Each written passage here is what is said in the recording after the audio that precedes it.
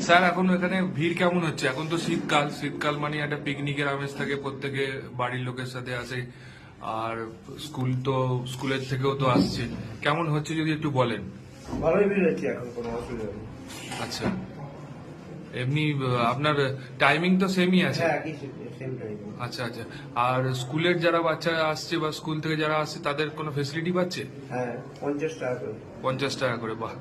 আর ওই পোলারিস্টেই চলছে আপাতত এখন? Polaris চলছে, পোলার- মোটামুটি মার্চ মাস থেকে করে চেঞ্জ হয়ে যাবে। আচ্ছা, মানে মার্চ। দুটো দেখাবো, আচ্ছা একটা প্ল্যানেট, একটা গ্লোবাল। আচ্ছা আচ্ছা।